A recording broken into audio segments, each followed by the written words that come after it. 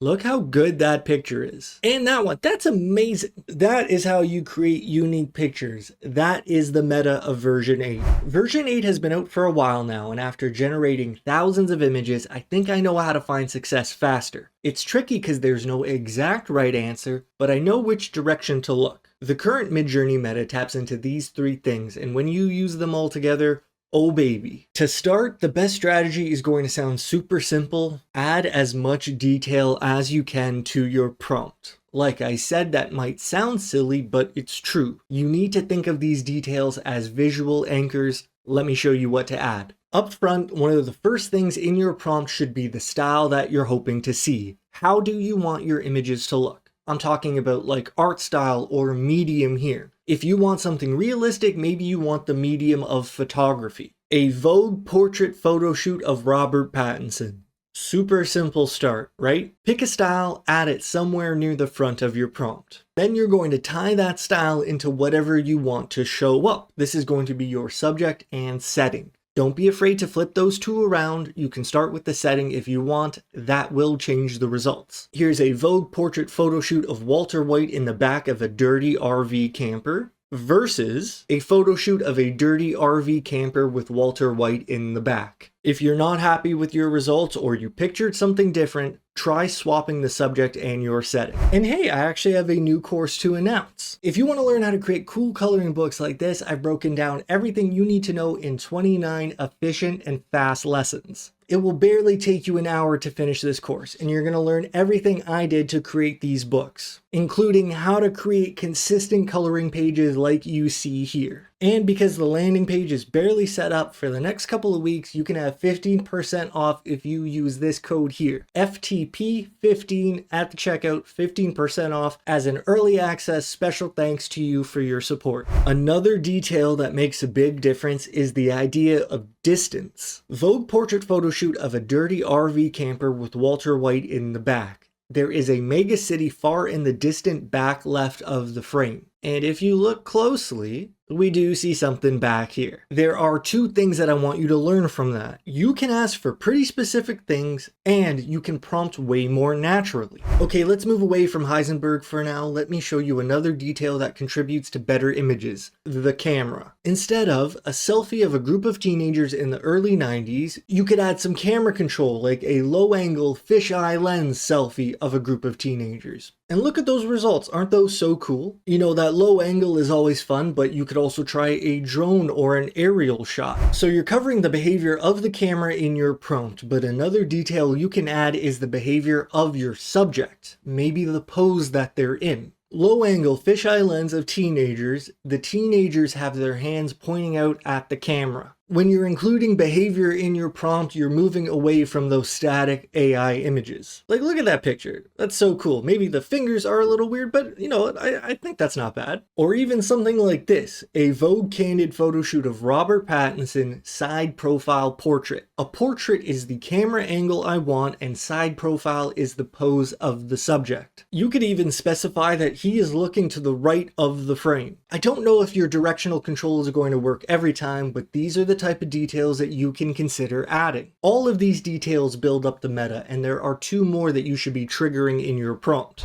The first is material language. Like literally the texture of what you see in the image. You can think of a super simple scale of smooth to rough. A smooth oil painting of a dog versus a rough oil painting of a dog. Don't forget about what you want the texture of the image to be. That texture applies to the design itself, like minimal versus ornate. Even the material of the costume your character is wearing. Silk versus denim. I'm trying to give you some really simple ideas here, some really simple ends of the scale, and then you can prompt for anywhere you want on that scale. And sorry for harping on texture so much, but it even applies to the medium. A Vogue portrait photo shoot of Batman versus a Vogue portrait oil painting. I'm using Vogue as the style, portrait as the camera, and then photo shoot versus oil painting as the texture. You know, these are not ironclad rules. You really don't have to listen to me here. I'm just trying to mention the types of things you can be thinking about as you're building out your prompt. And the last visual anchor you want to add is the mood or atmosphere of your image. Where should you put this in your prompt? At the end, maybe?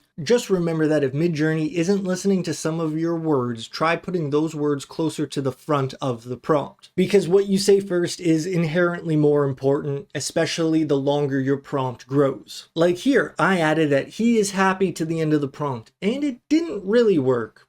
Kind of. So I can take the idea of happy and put it at the front of the prompt. A happy Robert Pattinson, Vogue-inspired oil painting, and this works a lot better. But this is a good example of not being too rigid in your prompt. Because instead of happy, I left the mood at the end, and this time I said he is smiling.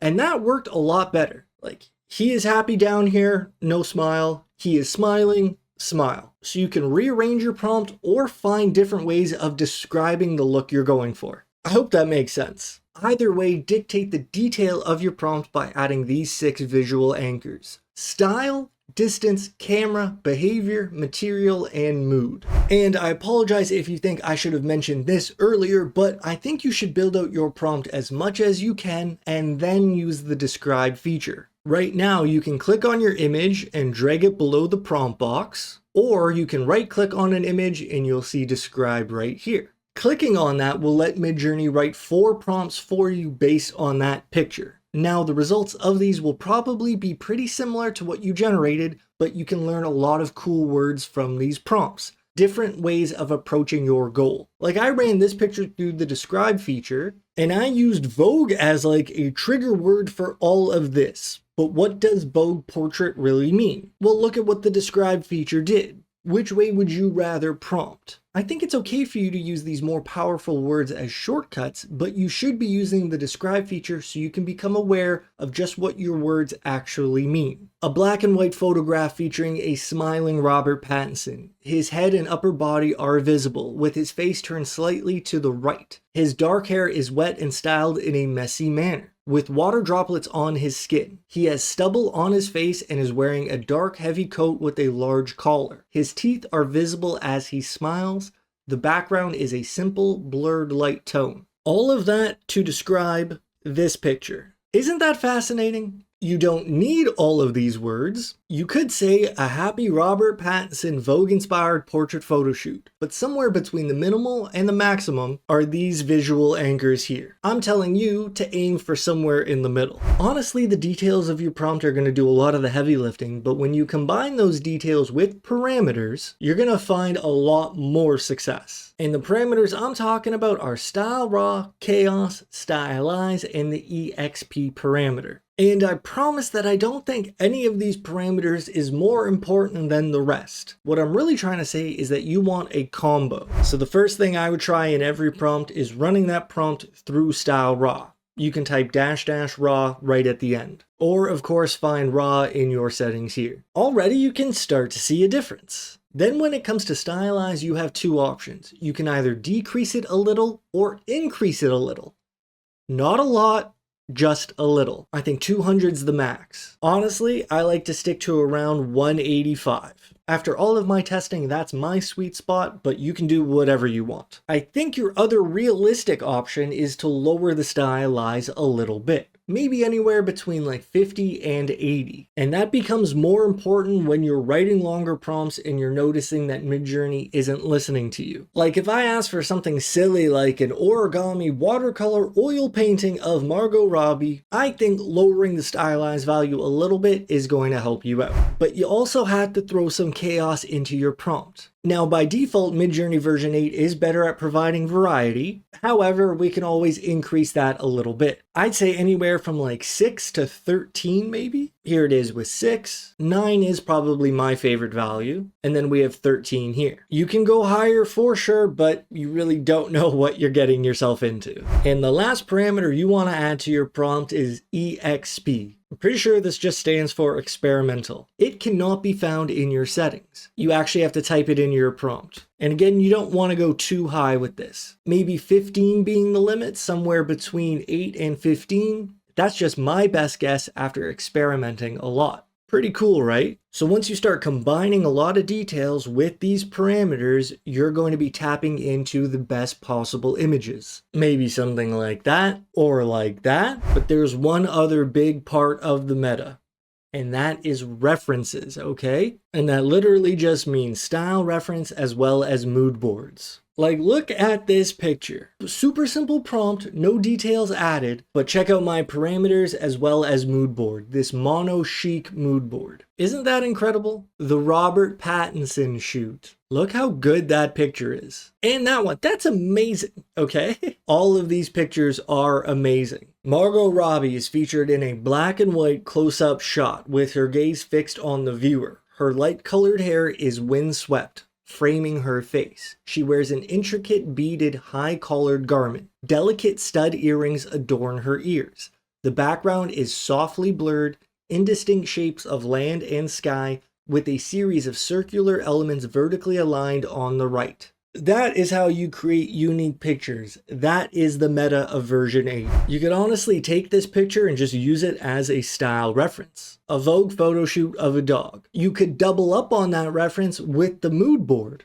Details in your prompt are important. Parameters are important. References and mood boards are important. Somewhere combining all of these, you're going to get the meta. There's a few free things in the description for you. A 71 mood board pack, that can be a lot of fun. And then I want to show you something here. Let me show you what I've been working on. Let's say you have this big long prompt. A depiction of a woman in black, full body suit and helmet with a dark visor. The background is composed of a massive blurred circular building on the left and a distant foggy scene with blurry figures on a walkway under a flat gray sky. Pretty cool prompt for sure. So let's click on use and then check out this extension I've been working on. Let's say I want to add my mono chic mood board to this prompt. I click on it, it's copied, I go to my prompt, and I hit paste, Control V on my keyboard. Isn't that wicked? I could try it again, but this time, maybe I want some better results. Now my personal parameters are attached to the copy. I go to the bottom of my prompt,